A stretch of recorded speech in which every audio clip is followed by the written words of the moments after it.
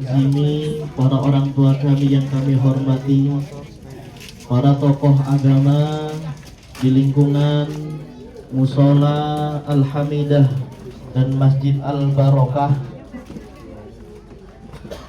kita semua yang hadir, tetangga, kerabat, saudara, dan seluruh keluarga besar, semoga kita semua kelak di yaumil akhir dikumpulkan di surganya Allah bersama-sama. Amin ya rabbal alamin. Salawat dan salam kepada junjungan kutwah Nabiullah Muhammad sallallahu alaihi wasallam. Bapak, Ibu, hadirin jamaah takziah yang Allah muliakan. Kata MC tadi, kewajiban mengingatkan sesama kita. Berhubung tadi Pak MC yang pegang mic, beliau mengingatkan. Nah, sekarang gantian kayak diamanahkan pegang mic. Maka malam hari ini, selain amaliyah yang kita laksanakan, mohon izin, bukan niat menggurui, kita sama-sama watawasau bil haq watawasau bis sabr. Ingat mengingatkan dalam kebaikan dan ingat mengingatkan dalam kesabaran. Gak pandang tua, gak pandang muda, gak pandang besar, gak pandang kecil, gak pandang yang punya jabatan atau yang gak punya jabatan. Sesama kita wajib dalam ingat mengingatkan. Apa? Karena itu amanah dari Allah Subhanahu wa Ta'ala. Saling ingat mengingatkan. Pada kesempatan malam hari ini kita hadir di kediaman ibunda kami Ibu Sarwiyah, di kediaman kakanda kami Mas Alek Priyanto. Kita hadir pada malam hari ini ditakdirkan Allah, oleh Allah kita hadir. Kita ini sedang dinasihati, sedang diingatkan. Diingatkan oleh apa? Di ayat tadi, di muqaddimah, walikulli ummatin ajal.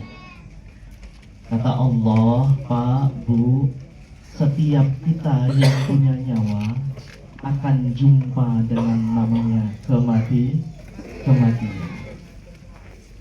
Nah, kita hadir pada malam hari ini, silaturahim kita ini sedang diingatkan melalui wasilahnya ayahanda kami, Bapak Suyanto bin Sajimi. Beliau sudah duluan, beliau sudah gilirannya. Kita yang saat ini masih menikmati minuman, masih menikmati santapan, kita gilirannya masih menunggu. Kata Allah, setiap manusia akan berjumpa dengan ajalnya. Kita yang masih hidup menunggu. Oleh Allah dikasih gilirannya, kita nunggu dulu. Nah, nunggu di dunia ini kebanyakan manusia yang namanya nunggu itu jenuh, betul nggak Pak?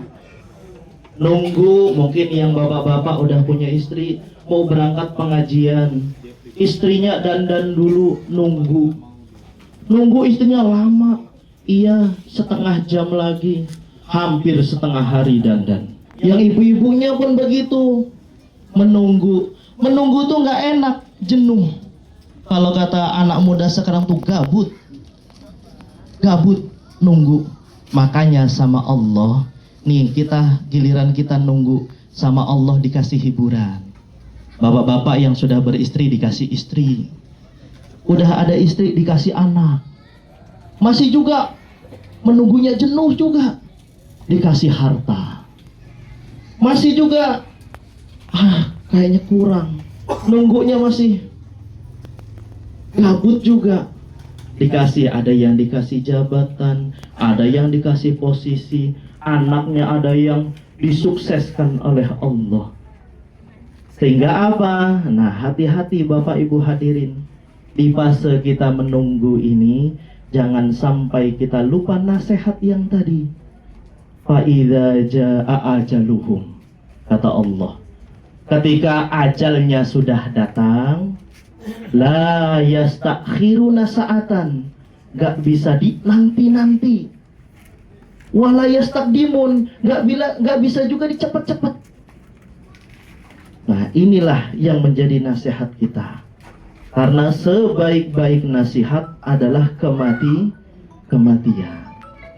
Bapak-bapak, ibu-ibu hadirin jamaah takziah yang Allah muliakan. Momentum kehadiran kita ini undangan daripada Bapak Alek Priyanto sekeluarga ini menjadi renungan bagi kita, nasihat bagi kita. Di malam pertama kemarin oleh Bapak Zainuri disampaikan, kematian itu nggak nunggu tua dan nggak juga yang muda, pasti ada yang duluan. Kalau kata Pak MC kemarin, mungkin bapak-bapak duluan, saya belakangan. Atau saya belakangan, bapak-bapak duluan. Atau saya duluan yang datangi bapak-bapak. Nah, jadi tinggal giliran, bukan daftar nama, tapi daftar cabut. Kemarin saya selesai 3 hari di sini di Gunung Sulah, itu barengan langsung 4 Pak yang dicabut. Hanya beda 2 lingkungan 2 dengan lingkungan 3 di Gunung Sulah. Kebetulan pas di depan tempat tinggal saya 1, seberang 2, agak ujung 1, jadi 4 Pak dalam sehari. Nah, itu tetangganya itu ngomong, waduh, gak jauh dari rumah tetangga, sebelah rumahnya tetangga, tinggal berpikir kapan giliran saya. Nah, itu sama dengan kita Pak. 7 hari yang lalu ayahanda kami Bapak Suyanto oleh Allah dipanggil. Nah, kita tetangganya, keluarganya, saudaranya, gak yang tua, gak yang muda, pasti kata Allah, fa'idha ja'a ajaluhum, pasti kalau ajalnya sudah datang, gak akan bisa dimundur-mundur dan gak akan bisa dipercepat. Pasti datang dan kita tidak tahu kapan datangnya. Itulah yang harus kita renungkan. Maka malam hari ini selain nasihat daripada kita mengingat kematian, saya mohon izin menyampaikan nasihat dari guru saya yang dimana disampaikan di dalam salah satu hadis Nabi Sallallahu Alaihi Wasallam, nasihat dari malaikat Jibril kepada Nabi Muhammad Sallallahu Alaihi Wasallam untuk disampaikan kepada umatnya.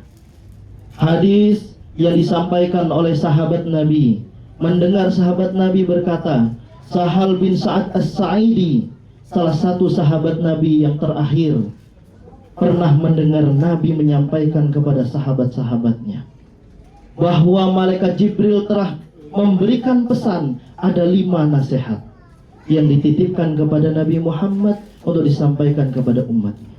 Apa itu? Atani Jibril, kata Nabi, pernah Jibril datangin saya, kata Nabi. Wahai Nabi Muhammad, kata Jibril, isma syi'ta fa innaka mayyitun. Apa kata malaikat Jibril? Wahai Nabi Muhammad, hidup sesuka kamu, semau-maumu, tapi ingat, fa innaka mayyitun, suatu saat kamu pasti mati. Ini satu perintah, tetapi ada pesan. Sesuka-suka kita hidup, oleh Allah dipesan, silahkan. Yang punya jabatan, silahkan gunakan jabatannya. Yang punya harta, gunakan hartanya. Yang punya istri, gunakan istrinya. Kata yang suami, istrinya 1, tambah Pak. Wah, yang 1 aja mumet, kata bapak-bapak. Ini juga yang ceramah single, belum dapat jatahnya. Kalau yang bapak-bapak ada yang sudah 1, ada yang sudah mau 2. Ada Pak. Iya. Mau 2 anaknya Bu, ikut nggak ibu ya Pak? Iya, jangan tersinggung dulu ya Bu ya. Udah mau 2 cucungnya. Nah, ya, digunakan, silahkan semau-maunya. Mau ada pengganti, mulai mau ada gilirannya, beregenerasi. Pesan yang pertama itu tadi, semau-maunya silahkan engkau hidup, tapi ingat engkau akan menjadi mayit, engkau akan mati. Orang kaya mati, orang miskin mati, pejabat mati, masyarakat, mati, Pak Lurah, mati, Pak RT, mati. Pak RT belakangan. Tapi nggak ada yang ngurus nih rukun kematiannya nih, nanti kalau Pak RT duluan. Ustadz belakangan ya. Nanti nggak ada yang yasinin lagi Bu. Ya, kalau bisa kita atur mah nggak apa-apa. Tapi itu tadi nggak pakai daftar nama, daftar cabut. Kalau saya M tuh tengah-tengah lah. Kalau yang namanya Pak Abdul, nah itu bisa. Pertama tuh Ustadz Aab, no aduh. Pertama, yang namanya Z nggak bisa juga, ya nggak bisa sesuai urutan nama, tetapi haknya Allah Subhanahu wa Ta'ala. Pesan yang pertama, bahwa sesuka kalian hidup, tapi ingat kita akan mati. Lalu nasihat yang kedua apa Bapak Ibu? Cintailah oleh kalian yang kalian senangi, tapi ingat kalian akan berpisah. Bapak-bapak yang punya istri, cintai Pak istrinya. Yang istri, cintai Bu suaminya. Yang sudah punya anak, cintai anaknya. Pasangannya, keluarganya, saudaranya, cintai. Tapi ingat, pada masanya akan berpisah. Ini gambaran kita, Ibu Sarwiyah yang Allah uji dengan kehilangan seorang suami. Cinta banget Ibu Sarwiyah, tapi ada waktunya harus berpisah dengan Bapak Suyanto. Inilah pesan, bahwa dalam hadis yang diriwayatkan oleh Anas bin Malik, ketika seseorang itu mati, ada 3 Bu yang akan mengikuti sampai kubur. Ada 3 Pak yang akan mengikuti kita kalau mati sampai kubur. Itu ada 3, yang 2 ikut pulang, yang 1 ikut kita sampai masuk dalam kubur menemani kita. Apa itu yang 3? Yang 2 itu harta dan orang yang kita cintai. Sampai kubur mereka nggak akan bisa ikut kita, bahkan nggak mau ikut kita. Ketika jenazah sudah dimasukkan ke kubur, pulang ke rumah masing-masing. Hartanya, mungkin mobil yang dibawa oleh keluarganya, dibawa pulang. Istrinya, anaknya, cucunya pulang. Tapi satu yang tinggal bersama kita, apa itu? Amalan kita. Maka tadi diingatkan oleh Bapak MC, yang masih suka agak-agak merenyon, ingat, kita nggak tahu giliran. Taubat. Ya Bu ya, taubat, kembali. Kita nggak tahu giliran kita kapan. Banyak orang di akhir zaman itu kena penyakit wahan. Apa itu penyakit wahan? Penyakit yang akan melanda manusia kebanyakan dan tidak akan ada obatnya. Dan penyakit ini di akhir zaman akan bermunculan dan banyak yang terkena penyakit wahan. Apa itu? Hubbud dunia wa karahiyatul maut. Cinta sama dunia Pak. Penyakit Pak itu. Bu, penyakit cinta sama dunia tuh. Kebanyakan, baru kemarin kata bapaknya, baru kemarin check out lagi. Shopee, oh Shopee. Wah nggak enak Pak, sama tetangga kerudungnya baru minggu kemarin warna hijau, minggu ini yang coklat, minggu depan merah, pink, hijau. Nah, nggak apa-apa Bu, dinikmati. Tapi ingat, segala sesuatunya, amalan kita itu yang akan menemani kita. Bapak Ibu jemaah takziah dimuliakan oleh Allah Subhanahu wa Ta'ala, sesuatu yang kita cintai pada waktunya akan kita tinggalkan, kita akan berpisah.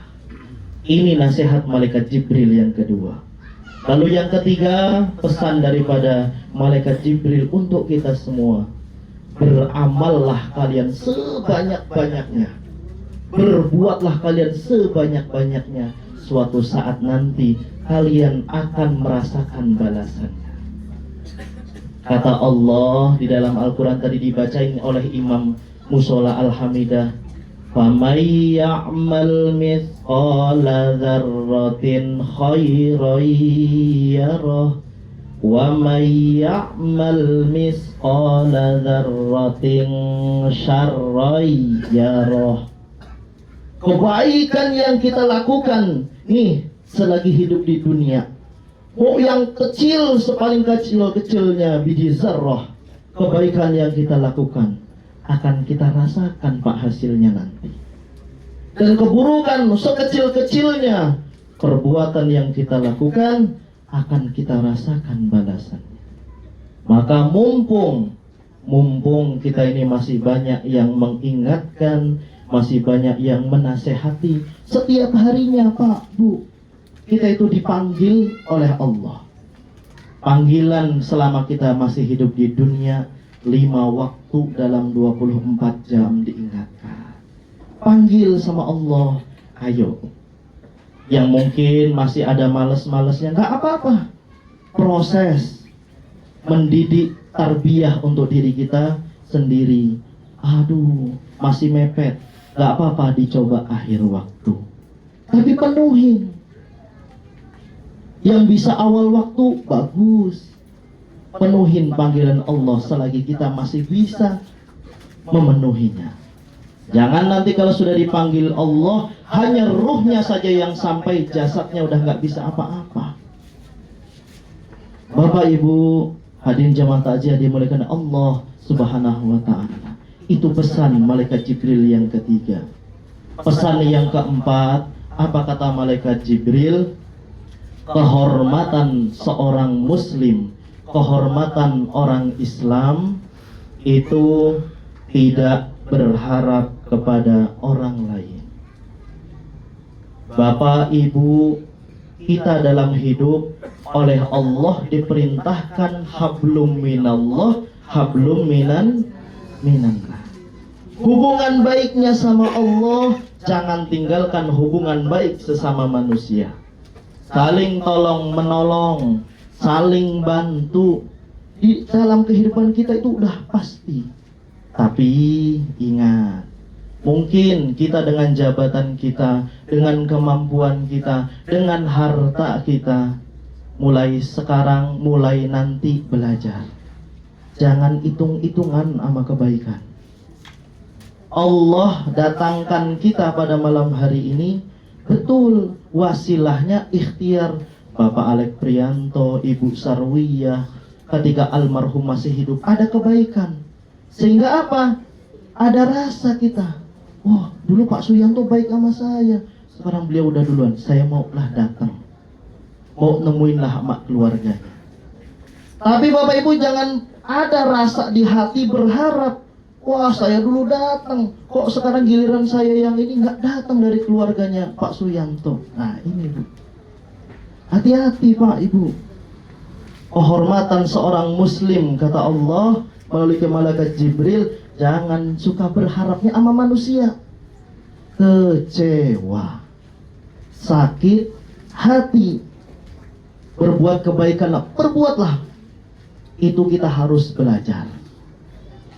Kalau kata dawuhnya Gus Bahaudin Nur Salim, kalau orang itu nggak ngerepotin hidup kita itu kan enak ya Pak, betul nggak Bu? Kalau orang itu suka ngerepotin hidup kita itu enak nggak Bu? Nggak enak, kayaknya diribetin aja, nggak enak. Nah, tapi kadang kita ini nggak sadar, wah giliran dulu saya baik sama dia begini, giliran saya yang sekarang yang susah, datang aja dia nggak mau. Udah harusnya bersyukur Pak. Pas kita lagi susah, dia nggak ngeribetin kita, dia nggak datang ke rumah kita. Coba kalau bapak udah susah, datang minta tolong pula tetangga kita, apa nggak makin mumet? Nah itulah gambaran bahwa kita hidup itu bersosial, itu memang perintah Allah. Hablum minannas, perintah Allah. Tapi pengharapannya Jangan kita perbesar harapan hanya kepada manusia. Kenapa? Ujung-ujungnya sakit hati, kecewa, timbulnya tadinya persaudaraan, timbul perpecahan. Ini pesan dawuhnya malaikat Jibril kepada Nabi Muhammad dan umat. Pesan yang terakhir, kemuliaan seorang muslim, kemuliaan orang Islam itu dari sholat malam. Maksudnya apa? Ya, kalau yang namanya sholat fardu wajib bagi kita. Mau sampai kita kondisi terlentang pun udah menjadi perintah, harus kita laksanakan 5 waktu. Kondisi kita nggak bisa berdiri, ada rukshohnya dengan kondisi itu. Nggak bisa bergerak hanya dengan isyarat, harus dilaksanakan. Tapi ada kemuliaan. Ayyab'ata maqamam mahmuda. Allah akan muliakan kondisi orang-orang yang mau bangun ketika orang sedang tidur, orang sedang istirahat. Ini saya juga mengingatkan ke diri pribadi, Bapak Ibu, mencoba. Yang bapak-bapak punya anak, ibu-ibu punya anak, anaknya mau punya pekerjaan, anaknya mau lulus ujian, anaknya mau segala sesuatu ingin sukses. Biasanya itu suksesnya anak itu kebanyakan dari mana? Rahasianya tirakat orang tua. Itu pasti itu. Anak-anak yang sukses itu, dibalik itu semua itu ada tirakat orang tua yang luar biasa. Biasa-biasa aja hidupnya, tapi merasa cukup. Dari mana? Allah kasih kemuliaan. Dan kemuliaan yang gak bisa ditandingi dalam kehidupan itu adalah ketika orang yang mau memampukan dirinya, sehingga Allah mampukan untuk mendirikan ibadah di sepertiga malam. Allah memberikan kemuliaan maqamam mahmuda, derajat yang berlipat-lipat. Jadi kalau makom, karena di Mekah itu ada makom Ibrahim, pijakan kaki seperti batu yang ditaruh untuk, kalau kita tangga lah, maqamam mahmuda. Mahmuda itu terpuji, mulia. Kalau orang yang sudah punya pekerjaan, karir, oleh Allah dinaikkan karirnya. Yang punya pekerjaan dimudahkan pekerjaannya. Yang ingin punya hajat ditunaikan hajatnya. Nah, inilah pesan untuk kita semua, khusus kepada al-fakir saya pribadi. Pesan dawuhnya malaikat Jibril kepada baginda Nabi Muhammad Sallallahu Alaihi Wasallam untuk kita umat yang teristimewa. Bapak Ibu hadirin jamaah takziah yang Allah muliakan, demikianlah nasihat kita bersama, saling mengingatkan dimanapun kita, mengingatkan dalam kebaikan dan takwa, saling tolong menolong dalam kebaikan dan takwa, saling mengingatkan untuk kesabaran, terkhusus kepada kakanda kami, ibunda kami, Ibu Sarwiyah. 7 hari sudah berlalu, almarhum meninggalkan kita. Kita juga mendoakan beliau almarhum, semoga Allah mengijabah, meridhoi, dan hadirnya kita senantiasa diberkahi Allah Subhanahu wa Ta'ala. Amin ya Rabbal Alamin. Kepada keluarga yang ditinggalkan, semoga Allah melapangkan, memberikan hikmah dalam kehidupan dan nasihat terbaik untuk kita semua. Amin ya Rabbal Alamin. Ihdinas siratal mustaqim. Terima kasih atas perhatian, mohon maaf segala kekurangan. Wallahu a'lam bissawab. Wassalamualaikum warahmatullahi wabarakatuh.